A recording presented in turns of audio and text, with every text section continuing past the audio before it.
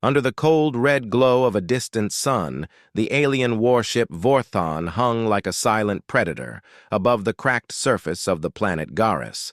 Inside its steel corridors, the air hummed with tension as soldiers prepared for the largest battle the army had faced in decades. Towering reptilian warriors adjusted their armor, insectoid scouts sharpened their spear-like limbs, and cybernetic gunners checked the charge on heavy plasma cannons. At the far end of the training bay stood Eli Kane, the only human on board, and the newest recruit.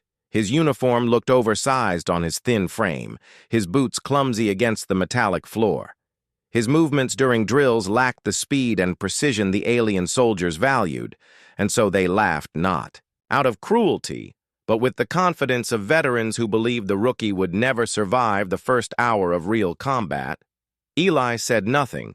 He stood quietly watching the others, his eyes moving from one corner of the bay to another, memorizing every detail, every habit, every piece of equipment. Commander Vraxis, a massive armored warrior with jagged horns, stepped forward, casting a shadow over Eli, and told him in a deep, rumbling voice to stay out of the way, because this was not his war. Eli nodded without argument, but his mind was already turning far faster than his body revealed. Far below the warship sensors picked up a sudden signal, a distress call from Forward Base 6 under heavy attack from rebel drones. The signal carried panic. The rebels were striking harder and faster than predicted. Vraxis barked orders and soldiers rushed to gear up, the air filled with the sound of weapons locking into place and armor plates sealing over flesh. Eli was ordered to join the mission, only because the warship's protocol demanded every unit member deploy together. They descended to the planet in armored dropships. The ground below was scorched black and littered with the wreckage of earlier battles. As the hatch opened, the alien troops surged forward, firing bright streams of plasma at the swarming drones. The air burned with heat, and static explosions tore through the sand, throwing up clouds of dust. Eli stayed back at first, ducking behind a shattered wall and watching. The drones, his breathing was steady, his eyes tracking each movement. Soon he noticed a pattern. The drones were moving in timed waves, as if answering to a hidden signal, when a blast ripped through the shield generator, sending sparks high into the air. Vraxis roared in frustration. Without the generator, the base would be exposed and overrun in minutes. Eli acted without thinking. He pulled a small, strange device from inside his uniform. It was old, almost primitive-looking compared to the sleek, alien tech. But when he pressed its side, it released a deep pulse like a heartbeat through the ground in an instant. Half the drones froze mid-attack and then dropped lifeless into the dust. The aliens stared at him, their weapons still raised, unsure. What had just happened? Vraxis demanded to know what kind of weapon he carried. Eli only shrugged and said it was just luck. Before anyone could question further, the surviving drones retreated, vanishing into the thick dust storm that swept over the base. And somewhere beyond the storm, far above on a rebel ship, a figure in a cracked black visor watched the scene through a flickering screen and muttered in a low voice, "So the human is still alive." The return to the warship was silent. The alien soldiers who had once laughed at Eli now glanced at him with narrow eyes, some with suspicion, some with a flicker of respect, but none dared speak their thoughts. The training bay that had felt loud and full of life earlier now seemed colder. As Eli stepped inside carrying the same small device tucked away in his uniform, Commander Vraxis stood waiting.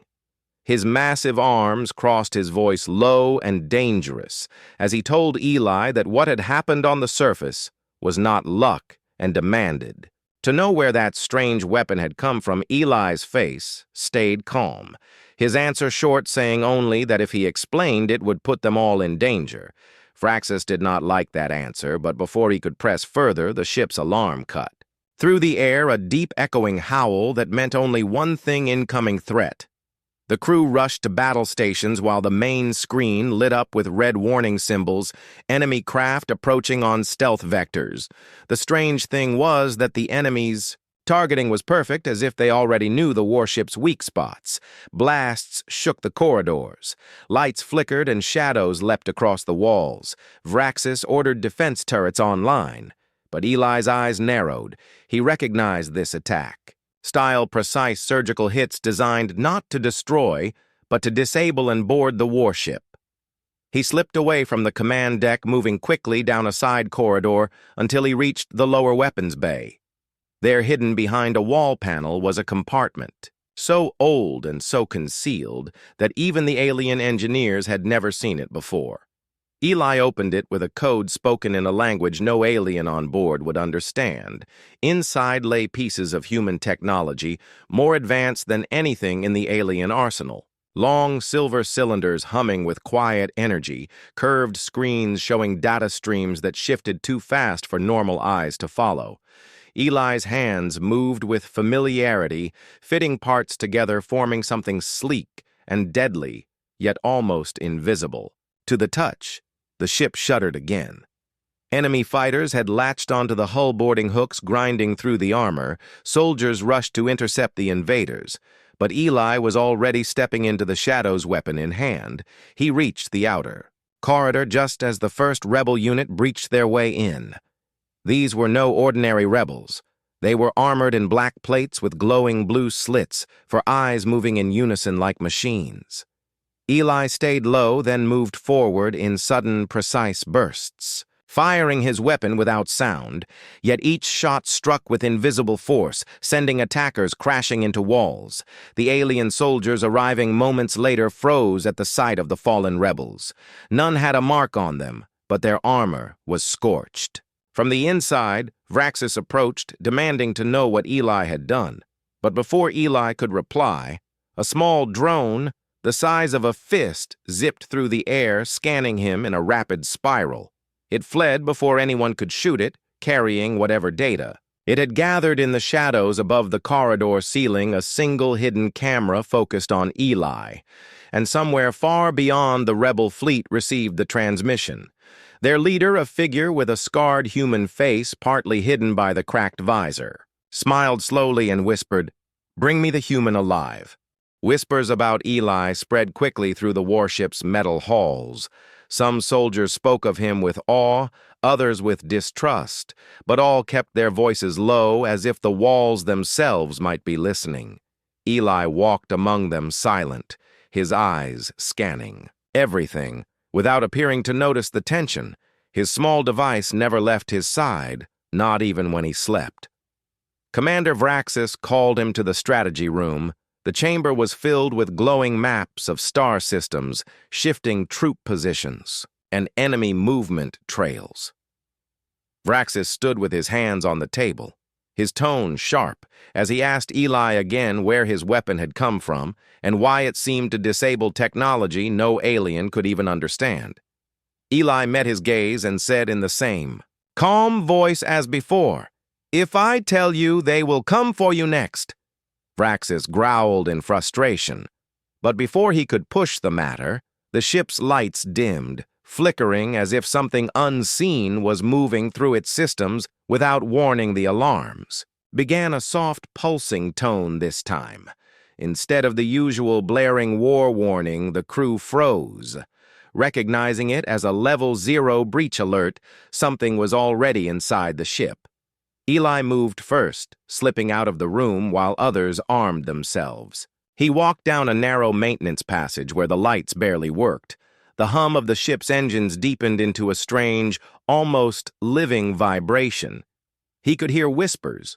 Though no one was there turning a corner, he found a small black disc pulsing faintly against the wall. An alien officer reached for it, but Eli shouted for him to stop.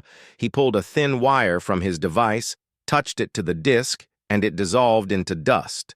The officer stared wide-eyed, but Eli simply walked away. Later that night, Eli moved quietly through the dim corridors while most of the crew rested his steps, led him to a sealed observation room reserved for high command. The door had been left slightly open, and voices drifted out, alien officers speaking, in low, urgent tones, about something called the prophecy of the silent weapon. a legend that told of a device able to end wars without firing a single visible shot. They spoke of old battles and civilizations that vanished without a trace. Eli's eyes narrowed as memories rose of long-hidden training sessions from his childhood and warnings about never revealing too much. A sudden sharp metallic clang rang out, cutting through the whispers. The ship shook violently. Vraxis's voice roared. Through the comms, telling everyone to brace for impact, stealth fighters had found them again. This time, the enemy was faster and more accurate, hitting sections of the ship that no one outside high command should even know existed. Eli felt a cold, certainty that someone inside had betrayed them as the corridors filled with rushing soldiers and flickering red lights. He headed not to the weapons bay this time, but to a cargo hold. No one used anymore in the far corner behind a stack of forgotten supply crates. He tapped a hidden panel in the wall and it slid open, revealing not just a single compartment, but an entire hidden chamber inside was more human technology-polished silver drones, small enough to fit in the palm yet deadly-looking. Arm-mounted gauntlets with no visible trigger and a black visor that hummed with faint light. Eli stepped inside, sealed the panel behind him, and began assembling something far more dangerous than the small device he had used before he knew the next attack would not be meant to scare or test him. The rebels would be coming for him directly, and if the figure in the cracked visor was who he suspected it to be, then the real war was about to begin. The hidden chamber was silent, except for the faint hum of the human tech Eli was working on each piece, locking into place with a soft, magnetic click. The gauntlet he built seemed to drink in the light around it, its surface shifting like liquid metal once secured to his arm. It linked directly to his mind. With a surge of icy clarity, data flooded his vision, showing not just the layout of the ship, but the positions of every moving body aboard, friend or foe alike. Eli flexed his hand, and the gauntlet shimmered, becoming nearly invisible. He stepped out of the chamber, sealing it behind him, and returned to the main decks where the alien engineers were still arguing over how the rebels had found them. Vraxis spotted him immediately and demanded to know where he had been. Eli ignored the question and instead asked for access to the Steel Claws. The elite combat unit feared and respected across the alien army. The request drew laughter from the soldiers nearby, but Vraxis, sensing something in Eli's tone, granted. The Steel Claws met him in the training arena, their armor gleaming under the harsh lights, their weapons charged for a full combat simulation. They expected a humiliating show, one strike to put the human down.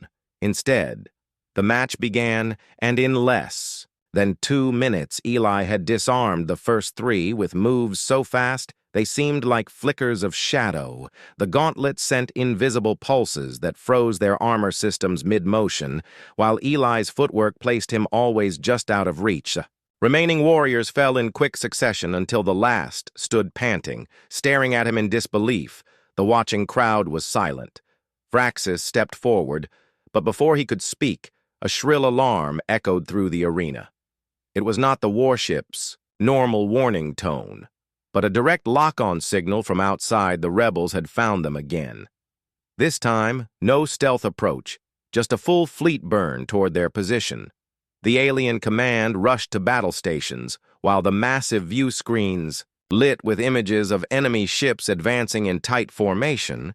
Eli recognized the front vessel by the scorch patterns on its hull. The cracked visor would be there, and this time, they were coming for him. The rebel weapons opened fire, shaking the warship, as the alien gunners responded. But amid the chaos, a deeper scan revealed something worse. Embedded among the incoming fleet was a carrier holding teleport traps, the kind that could snatch targets straight off a deck even through shields. Vraxis gave the order to keep Eli locked in the command chamber for his own safety, but Eli already knew staying in one place would make him easier to catch. He moved fast, slipping through side passages toward the outer hull, using the gauntlet to pass. Through sealed doors without a sound in the distance through a viewing port, He saw the rebels' boarding craft breaking away from the fleet, moving with deadly precision toward the warship.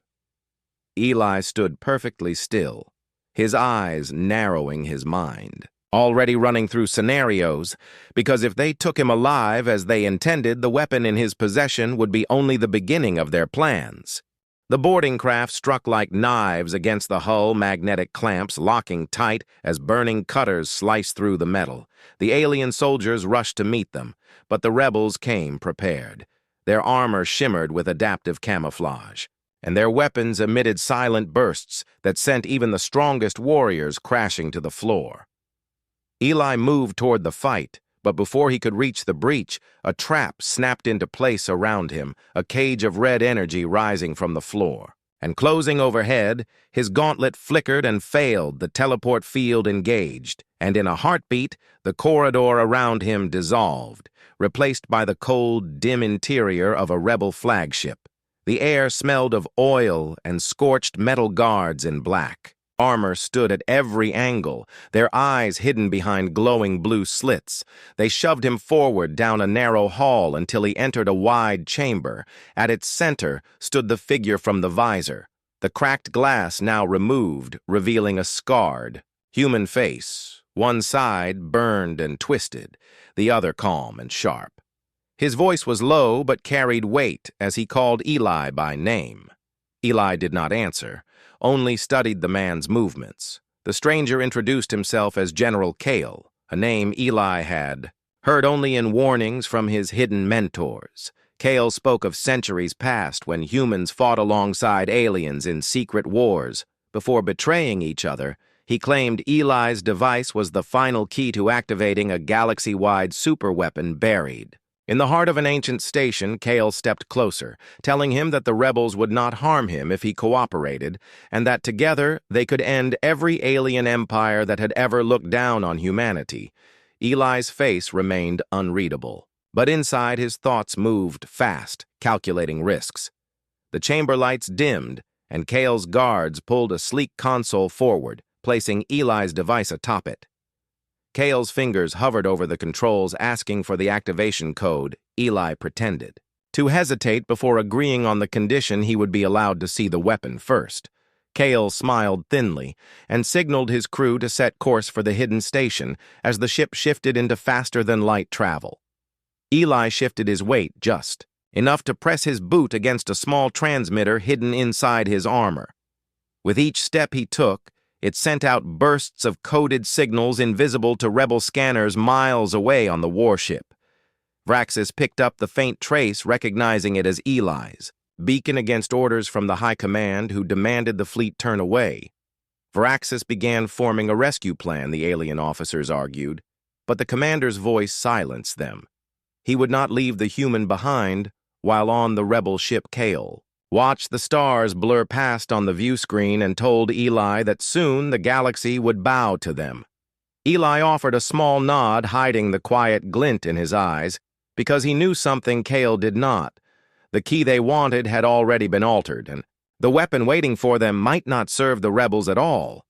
The rebel flagship emerged from faster-than-light travel into the shadow of a dying star, its bloated surface cracked and glowing with deep orange veins orbiting dangerously close was a massive ancient station, its surface covered in strange black spires that reached into the void like frozen lightning.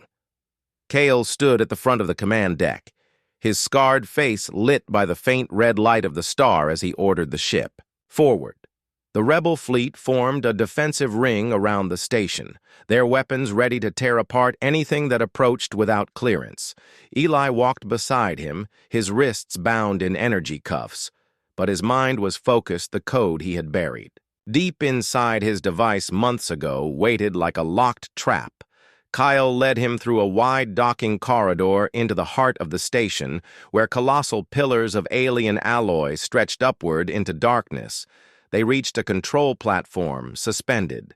Over a deep pit glowing with pulsing blue energy, Kale motioned for Eli to step forward and place his device into the activation cradle. Eli moved slowly, feeling the heat from the pit below. The moment the device touched the cradle, the air shifted. The spires outside began to hum.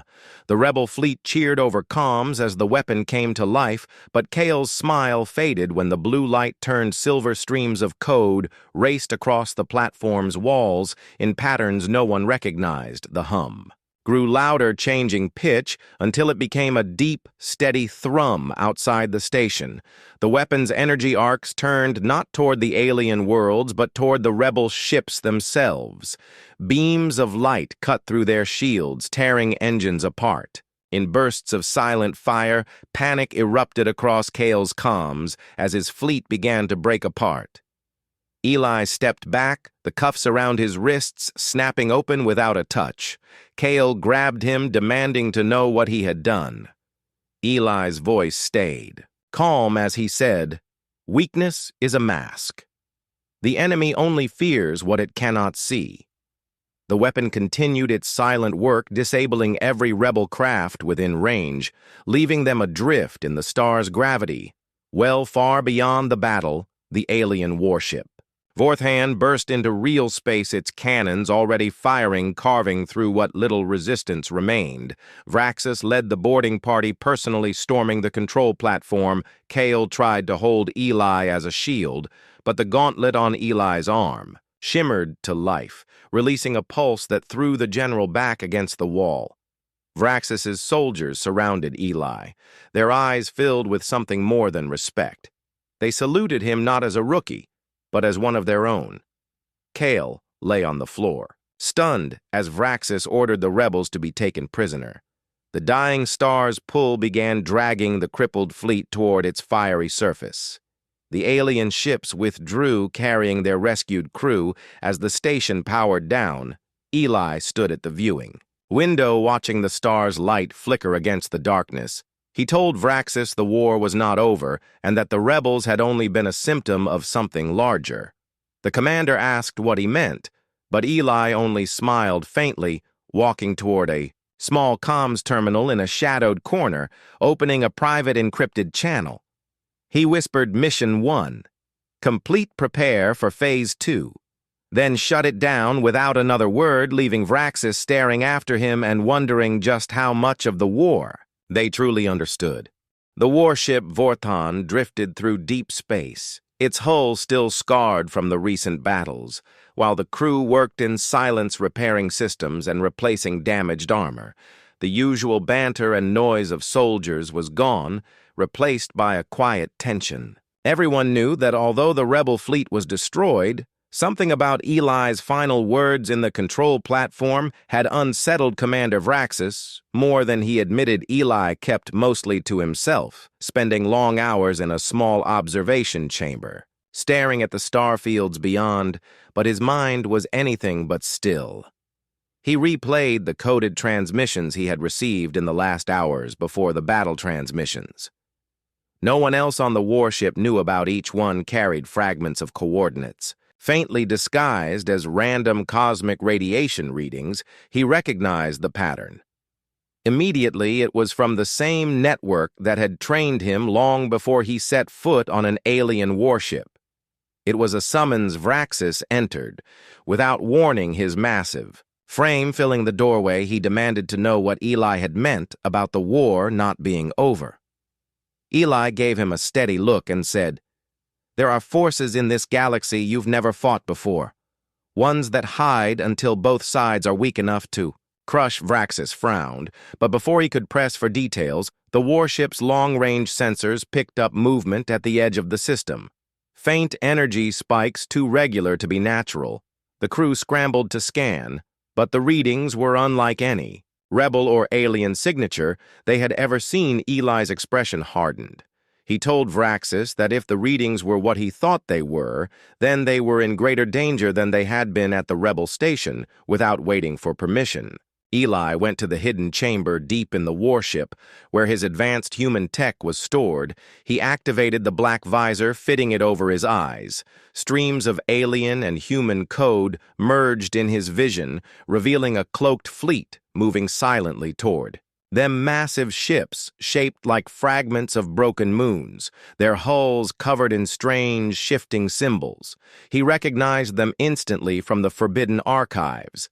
the Silence Corps, an ancient machine race that did not conquer through battle, but through erasure, wiping entire civilizations from memory and record until it was as if they had never existed. Eli knew his training had prepared him for this moment, but he also knew the Vorthon alone would stand no chance against them, the Cloaked. Fleet drifted closer, and already Eli could feel their signal pushing into the warship's systems, erasing logs, deleting maps, removing even the crew's own memories of the last battle. He tore the visor off and ran for the bridge, shouting for the crew to lock all memory banks and shut down external links. The aliens looked confused, some already forgetting the name of the enemy they had just fought. Vraxis grabbed Eli, demanding to know what was happening. Eli said simply, "They are here, to erase us all. The Silence Corps will make it as if we never lived." Vraxis's eyes narrowed, but his grip loosened, and he gave the order to seal the ship and prepare for evasive maneuvers. Eli knew running would only buy them time. He opened a secure frequency to the hidden network that had sent him the coordinates. His voice was low as he said, "This is Operative Kane. Target confirmed, requesting Phase 2 authorization."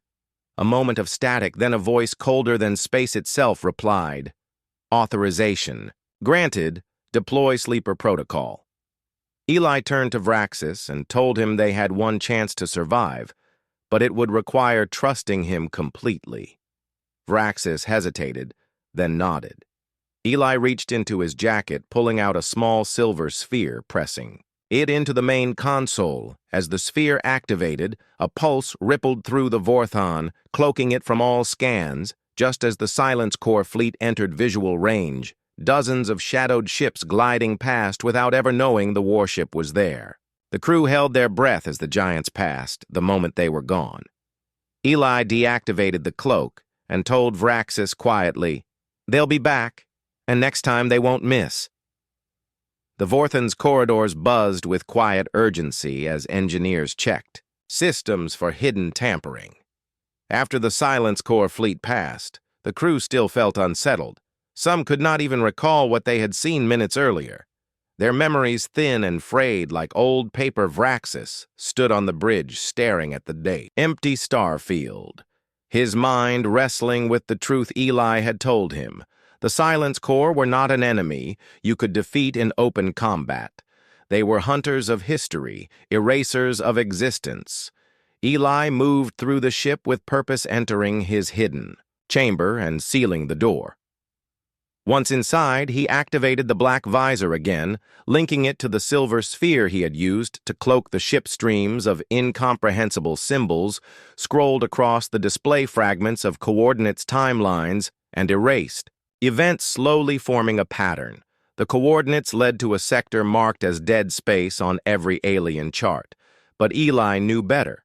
Dead space meant erased space. The Silence Corps had already consumed it long ago, but something still remained, a fragment. The network wanted him to find. Eli sent a burst transmission on a frequency only the hidden human network could detect. The reply was immediate, terse, and direct. "Proceed with caution. Hostiles confirmed," before he could shut down the visor, and encrypted. Data packets slipped through unrequested. Eli caught it just before it vanished.